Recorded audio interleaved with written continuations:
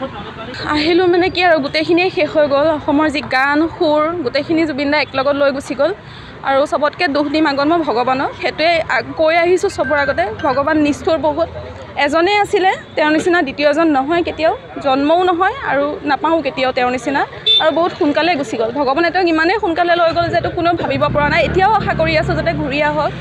এইটো চাবও পৰা নাই আমি পঢ়িবও পৰা নাই নিউজটো ভালকৈ পঢ়িবও পৰা নাই মানে আমি যেনেকুৱা এটা হৈছে ভাবিব পৰা নাই যে হৈ গৈছে এতিয়াও আশা আছে যাতে ঘূৰি আহক কিবা এটাতো হওক যাতে ঘূৰি আহক কাৰণ তেওঁৰ নিচিনা আৰু নাই বহুত ভাল পাওঁ গোটেই অসমৰ মানুহে গোটেই পৃথিৱীৰ মানুহে ভাল পায়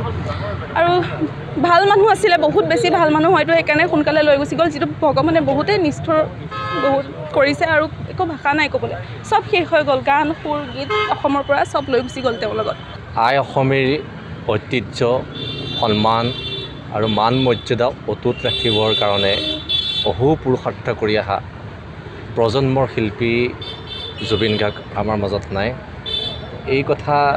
আমি কেতিয়াও স্বীকাৰ বা গ্ৰহণ কৰিব নোৱাৰিম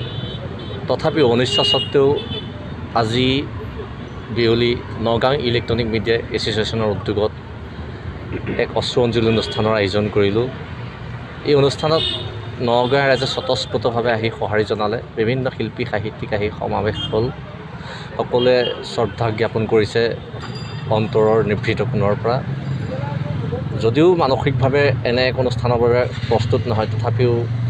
তেওঁৰ প্ৰতি থকা গভীৰ ভাল পোৱাৰ বাবেই যথেষ্ট সংখ্যক লোকৰ ইয়াতে সমাগম হ'ল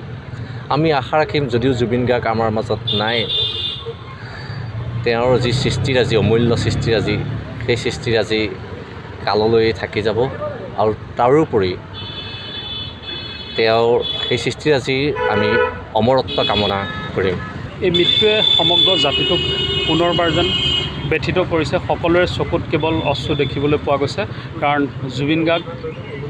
নামটো কেৱল জুবিন গাৰ্গ এটা অনুষ্ঠান আছিলে যিটো অনুষ্ঠানে সমগ্ৰ জাতি সমগ্ৰ অসমক জাকত জিলিকা কৰি বিশ্বৰ দৰবাৰত আমি অসমীয়া বুলি প্ৰতিষ্ঠা কৰিছিলে আৰু সকলোতকৈ ডাঙৰ কথাটোৱে হৈছে যে এই মানুহজনৰ যিটো জাতীয়তাবাদ যাক ৰাষ্ট্ৰীয়তাবাদে কোনোদিন আঁকোৱালি ল'ব বহুত চেষ্টা কৰিও নোৱাৰিলে নিজৰ জাতীয়তাবাদ আগত ৰাখি অসম আৰু অসমীয়া বিশেষকৈ মাতৃভাষাক যাতে সদায় চিৰপ্ৰবাহমান কৰি ৰাখিব পাৰে তাৰ কাৰণে অপ্ৰাণ চেষ্টা কৰি যোৱা মানুহজন আছিলে যাৰ কাৰণে আজি সকলোৱে এই যি খবৰ আহিছে সেই খবৰে ব্যথিত কৰিছে আৰু সেয়েহে আমিও নগাঁও ইলেক্ট্ৰনিক মিডিয়া এছ'চিয়েশ্যনৰ তৰফৰ পৰা আমি এই যি অশ্ৰু অঞ্জলিৰ ব্যৱস্থা কৰিছোঁ আৰু তাতে নগাঁও সকলো ৰাইজৰে সঁহাৰি জনাইছে আৰু এয়া আৰম্ভণিহে হয়তো জাতিয়ে বহুত দিনলৈ এনেদৰে তেওঁৰ নামত বন্তি আৰু চাকি জ্বলাই যাব ইয়াৰ পিছত বহুতো পাতিবলগীয়া থাকিব কিন্তু প্ৰথম কথাটোৱে হ'ব যে আজি এই মুহূৰ্তলৈকে আমাৰ দৰে কোনোজনে বিশ্বাস কৰিব পৰা নাই যে জুবিন নামৰ সত্তাটো জুবিন দা নামৰ সত্তাটো আমাৰ মাজৰ পৰা নোহোৱা হৈছে যদিও কায়িকভাৱে নোহোৱা হৈছে প্ৰত্যেকজনৰ অন্তৰত জুবিন গাৰ্গ সদায় সজীৱ হৈ থাকিব অসমীয়াৰ তেজৰ ৰক্তকণা প্ৰবাহিত হোৱাৰ লগে লগে আপুনি যেতিয়ালৈকে সেই ৰক্তকণা থাকিব আৰু সেই ৰক্তকণাত কিন্তু জুবিন গাৰ্গ প্ৰবাহিত হৈ থাকিব চিৰপ্ৰবাহমান হৈ থাকিব তাকেই কামনা কৰিছোঁ